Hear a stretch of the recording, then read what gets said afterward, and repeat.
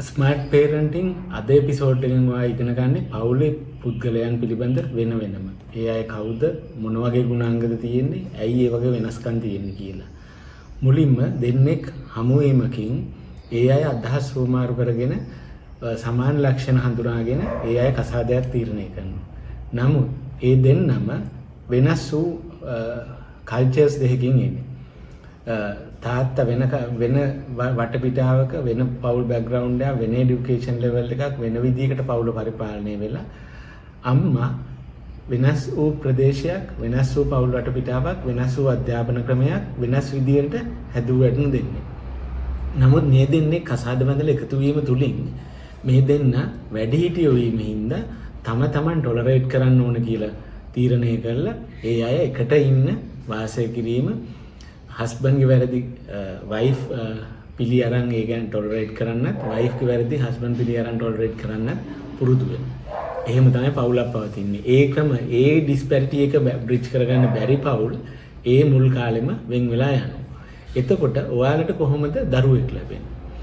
ඒ දරුවගේ මම අද මෙඩිකලි බයොලොජිකලි ෆර්ටිලයිසේෂන් ප්‍රොසෙස් එක නෙමෙයි කතා කරන්නේ. නමුත් ඒ ලැබෙන දරුවා ඔයාලා හැමෝම වර්ධවා වටහාගෙන ඉන්න මේ දරුවා මගේ කියලා. මේ දරුවා අපේ කියලා. මේ දරුවා අපේ පවුලටයි අයිති කියලා. මම ඒක දොප්පු කරලා පෙන්නනෝ නෑ එහෙම නෙමෙයි ඔයාලගේ පවුලට නෙමෙයි ඒක එයා අයිති වෙන්නේ කියලා. දුව හෝ පුතා ගැටලුවක් නෑ. ඇත්තටම වර්ණ දේහ අම්මගෙන් සහ තාත්තගෙන් වර්ණ දේහ සමාන ප්‍රමාණයක් එකතු වෙලා තමයි මේ ෆර්ටිලයිසේෂන් ප්‍රොසෙස් එක වෙන්නේ. ඒ කියන්නේ ගැප් ගැනීම. ගැප් අරගෙන හැදෙන්නේ අම්මා කෙනෙක්ගේ වූම් එකේ ඇඟක්. මේ ඇඟට විඥානේ නැත්තම් ආත්මය ලැබෙන්නේ පිටස්තරින්. ඒක ශක්තියක් විදියට බයොලොජිකල් රිසර්ච් වලින් පවා කියන්නේ ශක්තියක් විදියටලු අම්මගේ බඩට ඒ ආත්මය පිවිසෙන්නේ කියලා. එතකොට අම්මා තාත්තා මේ ලැබිච්ච දරුවගේ ආත්මය කොහොමටවත් ඔයි දෙන්නට අයිති නැහැ. ඔයි දෙන්නගේ නෙමෙයි. ඒ ආත්මය පිටස්තරයි. ඔයි දෙන්න මොන විදියට ඔය දෙන්නගේ පවුලේ පහුගිය කාලේ ගත කරත් ඔයාලට ලැබිලා තියෙන දරුවා ආත්මය පිටස්තරයි.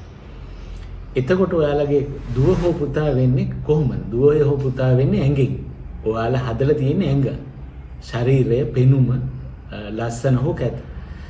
ඒ ඥාතිකම එක්ක ඔයාලා යනකොට ඔයාලට හුඟා ඩිස්පැරිටි තේරෙනවා. උදාහරණ වශයෙන් අම්මා කන්න කැමති දේවල් දුව හෝ පුතා කන්න කැමති නැහැ. අම්මා නිවාඩුවට යන්න කැමති දේවල් දුව හෝ පුතා ඒ තැන් වලට යන්න කැමති නැහැ. තාත්තා ක්‍රිකටර් කෙනෙක් පුතාට ක්‍රිකට් ගහන්න බෑ. ඔන්න ඔය වගේ ලොකු ඩිස්පැරිටි තොගයක් එක්ක ඔයාලා ජීවිතය ගත කරනවා. ඔයාලා කවදාවත් හිතන්නේ අම්මා තාත්තා වශයෙන් අපිට ලැබිච්ච රිසර්ච් එක තමයි මේ ළමයා මුල සිට අඳුරා ගැනීම කියන්නේ. එතකොට ඔයාලා උපන් දවස් ඉඳලා එයා හුරතල් කරනෝ දරන්න බැරි මහා කෑම ගොන්නක් කවනු කරගන්න බැරි දේවල් ඒ දරුවට දෙනවා. පන්ති යවනවා හිතා ගන්න බැරි තරමට. නමුත් දරුවා අඳුර ගන්න ඔය දෙන්න කාලය ගත කරන්නේ. අන්න එතන තමයි පළවෙනි වරද. ඒ මිස්ටේක් එක හින්දා තවත් ඔය පිටස්තර ආත්මය තවත් ඩිස්කනෙක්ෂන් එක වැඩි වෙනවා. ඒක හින්දා ඒ වැඩේ කරගන්න එපා.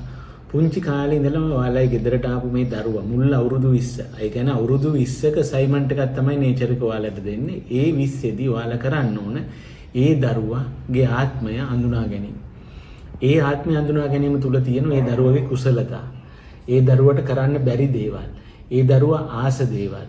ඒ දරුවා කන දේවල්. ඒ දරුවා නොකන දේවල්. ඒ දරුවා නිවාඩුවට යන්න කැමතියි. ඒ දරුවා කියවන්න කැමතියි. මේ සියලු දේවල් එකකට එකක් වෙනස්. අම්මා තාත්තා වශයෙන් ඔයාලා කරපු දේ නෙමෙයි එයා කරන්න කැමති. ඒකින්ද ඔය රිසර්ච් එක සාර්ථකව කරන්න. නැත්නම් ඔයා නේචර් එකට ගේම්ස් ඔයා නේචර් එක දීපු අසයින්මන්ට් එක නොකරපු අසාර්ථකව කරපු අම්මා කෙනෙක් හෝ තාත්තා කෙනෙක් බවට පත් වෙනවා. ඇත්තටම මොක හරියට කරාම ඔයාට මොකද්ද ලැබෙන ප්‍රතිඵලය? ඔයා වැඩිහිටියෝ වශයෙන් ඔයා තමන්ගේ දරුවා අඳුරගෙන ඒ දරුවා සරල බසින් කියනවා නම් ඒ දරුවගේ නාඩියට අනුව ඔයාලා වැඩ කරන්න පටන් ගන්නවා. අන්න ඒක තමයි ටෙක්නික් එක. විශේෂයෙන්ම ගෑනු දරුවෙක් සහ පිරිමි දරුවෙක් අතර වෙනස මොකක්ද? අන්න ඕක තමයි අනිත් ලංකාව පුරා වරද්දගතපු වැඩි. හුඟක් වෙලාවට ලංකාවේ බලෙන් හෝ තාත්තලාගේ බලපෑම මත දරුවන් හැන්ඩල් කිරීමේ මූලිකත්වය අරන් ඉන්නේ අම්මලා. එතන තමයි එක බරපතල විනාශය. අම්මා අපි දන්න ස්වභාවිකවම අපි පිළිගන්න දෙයක් සයන්ටිෆිකලි ප්‍රූවන් දෙයක් තමයි අම්මා තමයි පුතාට ලං වෙන්න ඕන. ඒක තමයි ඒ ජෙන්ඩර් ඩිෆරන්ස් එක මත එහෙමයි. පුතෙක් හැන්ඩල් කරන්න ඕන අම්මා කෙනෙක්. ඒ කල යුත්තේ පිරිමි හැන්ඩල් කරන එකම ටෙක්නික් එක. ආදරය මත තමයි. හැමතිස්සෙම පුතෙක් හැන්ඩල් කරන්න ඕන පුතා පරිපාලනය කරන්න පුළුවන් ආදරේ හිතවත්කම ළමනියාව මතම විතරයි. ඒක අම්මා කෙනෙක් විතරයි කරන්න ඕන.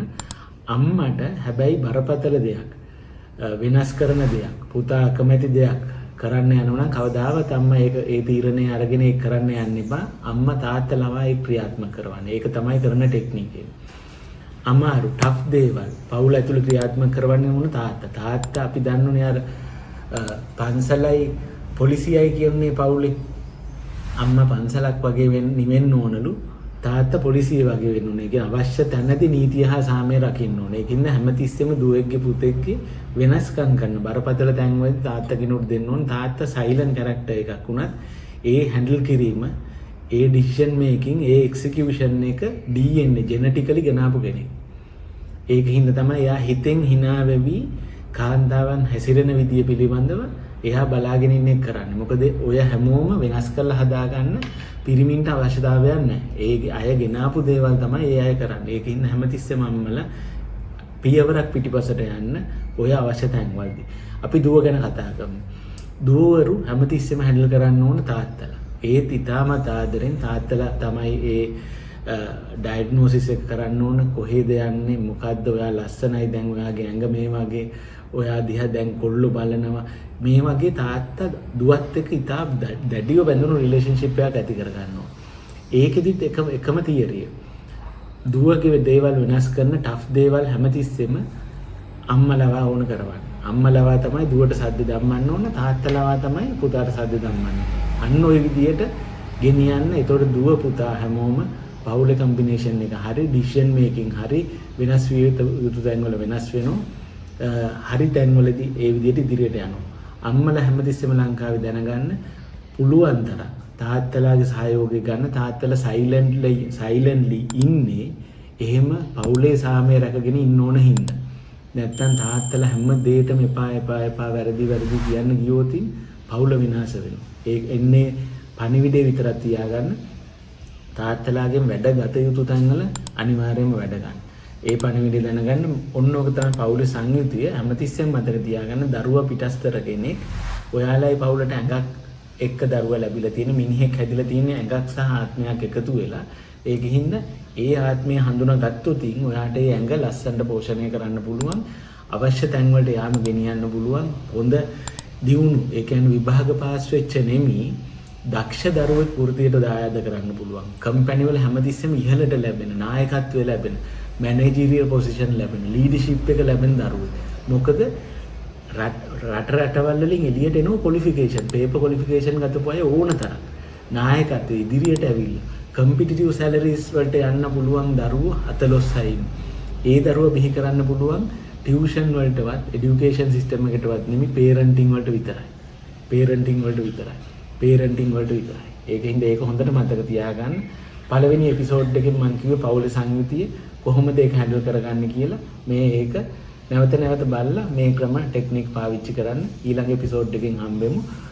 මේ channel එකේ වැදගත්කම දන්න අය විතරක් මේක subscribe කරගෙන යන්න, follow කරගෙන යන්න. ඊළඟ එපිසෝඩ් එකෙන් හම්බෙමු. good luck හැමෝටම.